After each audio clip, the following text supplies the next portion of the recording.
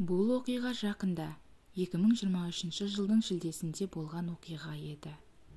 Осы әңгіме арқылы ата-аналар балаларыңызды бір сәт көзден таса қылмаңыздар дегім келеді.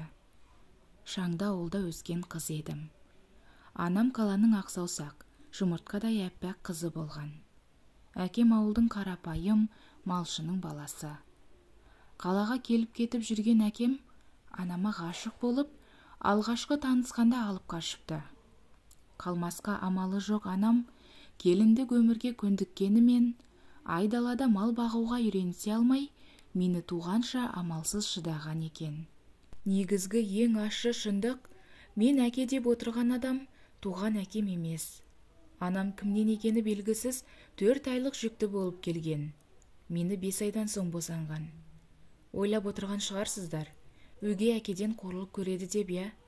Бірақ олай емес. Мал екеш малда өз төлін тастамайды. Алайда мені туған анам, мені туа сала роддомға тастап қашып кеткен көкек ана. Мені жетімдер үйіне өткізуге өтініште жазған екен. Шырылдап өмірге келген маған омырау үстінде қимаған сорлана. Қалай ғана жүрегі шыдады екен. Тастанды мені мейірбикелер әр анаға жалынып, әйтеуір 3 күнімде омырау үстін емген мені өгей әкем келіп алып кетіпті. Өгей болса да еш уақытта өгейлігін көрсеткен емес. Мені туған қызы деп қабылдап, мен үшін өз әке-шешесіне қарсы шыққан ең батыл әке дер едім. Кейде ойлаймын, неге мейірімді, жаны таза адамдар өмірде көптеген әділетсіздікке ұшырайды? Ата-әжем өте қатал жандар. Қолында 3 келіні бар. Барлығын уысында ұстайды. Мені байғұс әкем ешкімге бермей өзі мәпелеп өсірді. Шырылдап жыласам, түн ұйқысын 4 бөліп, келіндеріне мені еміздіріп алады екен. Менен бұрын 6 айға үлкен інісінің қызы бар. Соның әйелі әкеме келін болады. Келін шырақ, айналайын. Жақсылығың Алладан қайтсын. Аконайымды тойдырып берші, деп жанарын төмен салып, ұялып келіп тұрады екен. Жеңгемнің де адамгершілігі мол.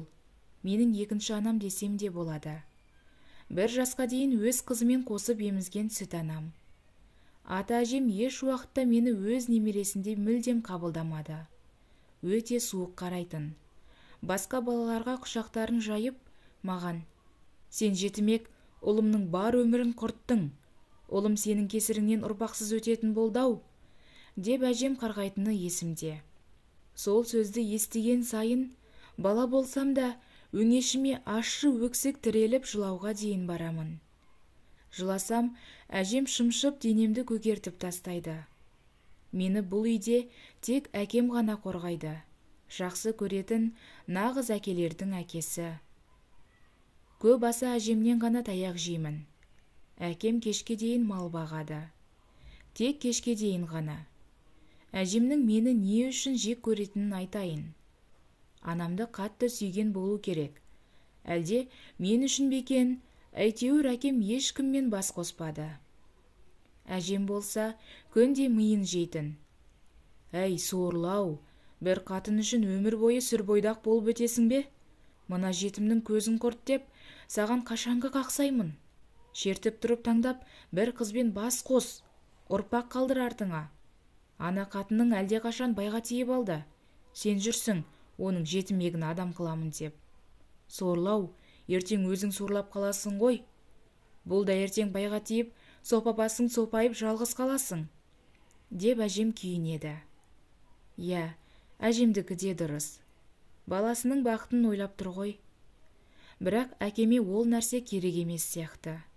Өте сабырлы жүзбен: "Апа, менің жан дегенде жалғыз қызым бар.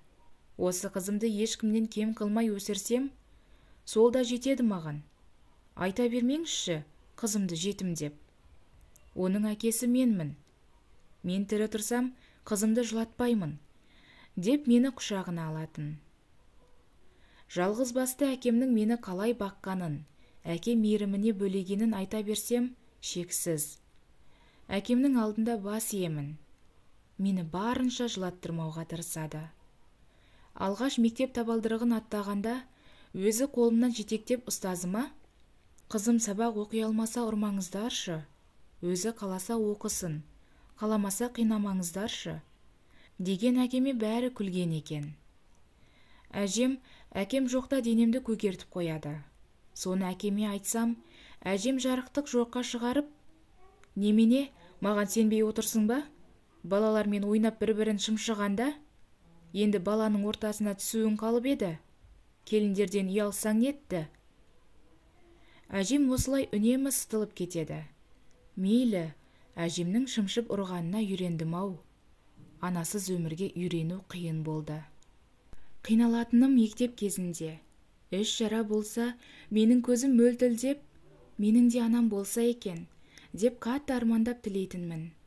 Әкем байғұс қалмауға тырысады, бірақ кейде мал жоғалып, 2-3 күн үйге келмейді. Сондай сәтте келе алмайды. Жеңгелерімді әжем жібермейді.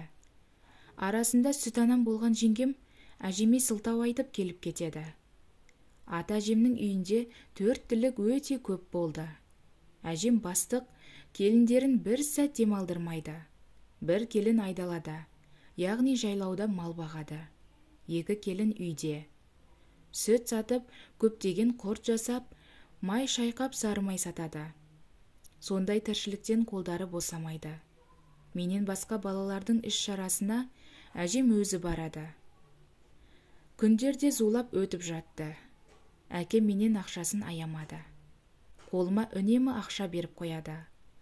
Қалаған киімді де киемін. Әкем үйге келмей қалса, іштей мұңайып, әкемнің үйге киетін киімдерін құшақтап иіскеп жатушы едім. Негізі, әкем екеуміз құшақтасып ұйықтайтынбыз. 6 сыныпқа аяқ басқан сәтім. Бірде әкем мені еркелетіп маңдайымнан сүйіп: «Аконай, енді сен үлкен қыз болдың. Үлкен қыздар әкесінің қасына жатуға болмайды. Ұят болады. Ана бөлмедегі қыздардың қасына ертеңнен бастап жатарсың, я?» деп барынша еркелетіп түсіндіріп жатыр. Ал менің әлі де балалығым қалмаған. «Мені енді жақсы көрмейсің ба? Басқа қыз тауып алайын деп жүрсің ба?» деп жылап жатырмын. Бір аптадай әкемнің қасынан кеткім келмей, әзер қыздардың бөлмесіне жаттым. Іштей әжемді жек көріп жүрмін. Бәріне кінәлі әжем. Сол айтқасын мені қасынан қуған. Әйтпесе әкемді білемін ғой, менсіз қалай ұйықтайды?